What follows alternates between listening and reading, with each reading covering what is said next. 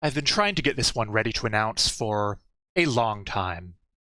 I started this project probably 2 years ago and got so overwhelmed trying to finish it that I took a break to start and finish 1.5 completely separate translation projects. I'm really ready to be done with it now though, so I'm making a serious push to finish and release it now. This is the 4.6 Billion Year Saga, to Faraway Eden. Yes, I know that faithfully translated title is a mouthful.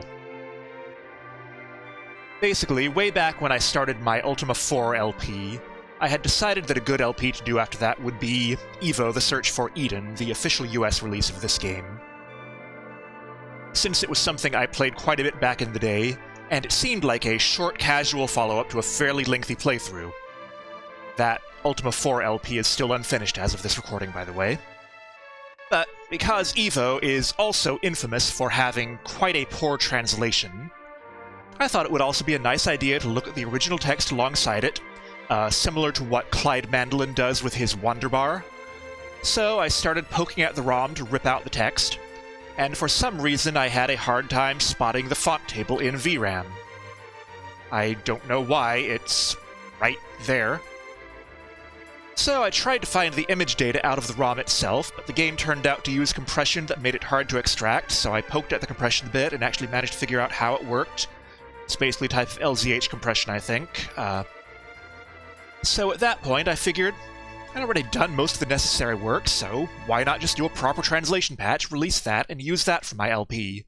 And I'd just make a surprise announcement after finishing Ultima 4. Again, this was 2 years ago.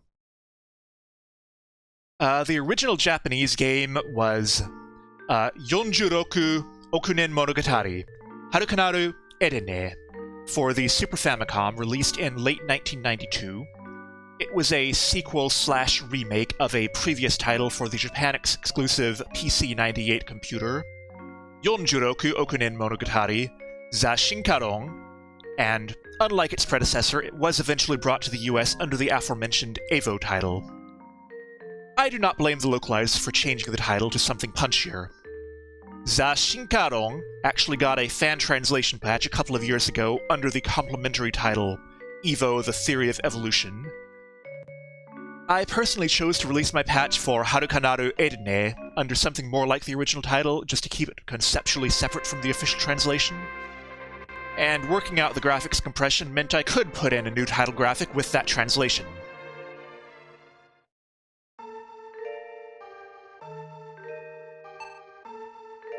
You can probably see here that I've chosen to make extensive use of ligature characters in my font.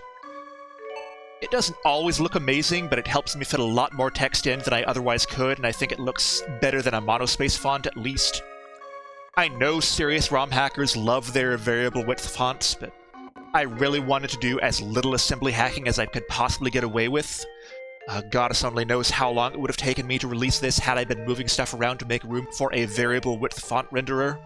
If someone else wants to take my code and add a variable width font, more power to you. I did really want to see how much I could do without expanding the ROM for more space as well. There's probably no serious reason not to expand the ROM, but to me, I think it's nice to demonstrate how much content the original developers could have fit in exactly the same hardware had they tried. Another thing you'll see is 6 lines of text in the dialogue window, where the original game in both languages only has 3. The main reason for that is that the original font needed a mostly blank line just to fit the Japanese Dakuten above the main text, and they didn't even do anything clever with compressing them, so all of these spaces are just wasted bytes in the ROM. I took full advantage of that space. The text gets a little tightly packed sometimes. I think it's still fine. The official translation left the blank lines there, probably for readability, even though they are completely unnecessary.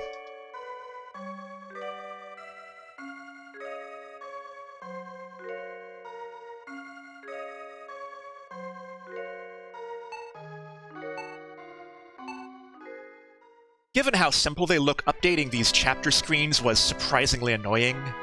The image data isn't all that big, and it's rendered as 16 by 16 tiles, so you have to squash things down pretty tight. The Japanese screens had these giant high-res kanji that they got some reuse out of.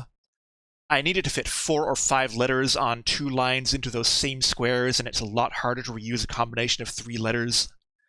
I also had to be careful not to put a whole lot of unique detail in here, since I also had to be sure it would get a good compression ratio and fit in the original space. The official translation dropped these chapter subtitles altogether. I probably could have saved myself a lot of work had I done the same, but it's a neat detail I really wanted to preserve.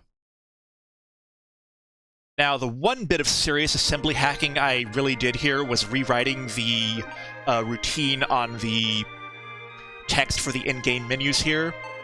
The original developers stored 2 bytes per character here, not even including the Doc 10, as far as I can tell, just because they occasionally needed to do effects with palettes, which is mostly what the high byte is used for in SNES graphics hardware. I wrote a new routine that uses 1 byte characters for most of this text, and uses escape characters to change palettes and other stuff. That saved massive space. I had no trouble fitting any of these strings in the available space in the ROM. The only hard part was getting them to fit on the screen as well.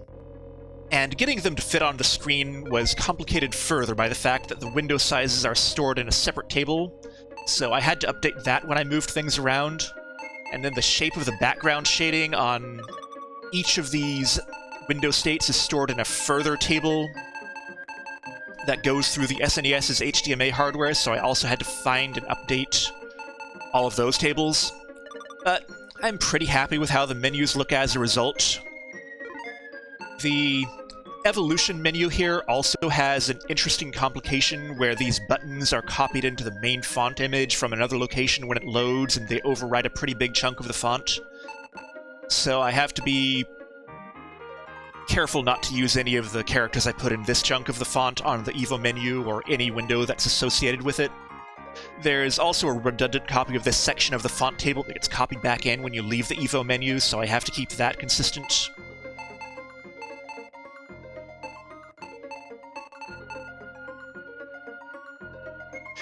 If you're curious about the translation itself, there really aren't any big differences in content from the official release.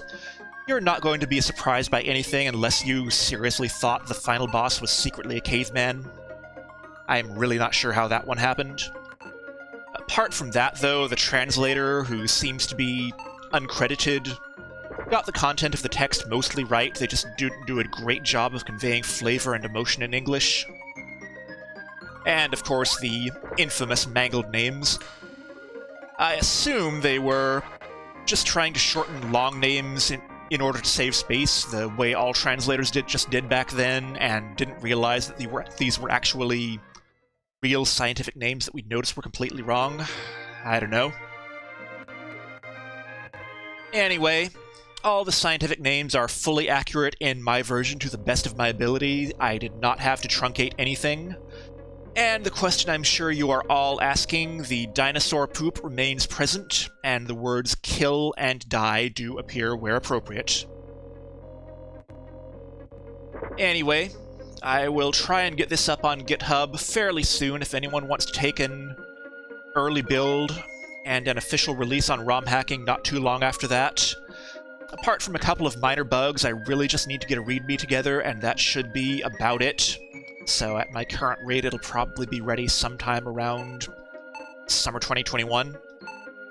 So, thank you for watching, and good night.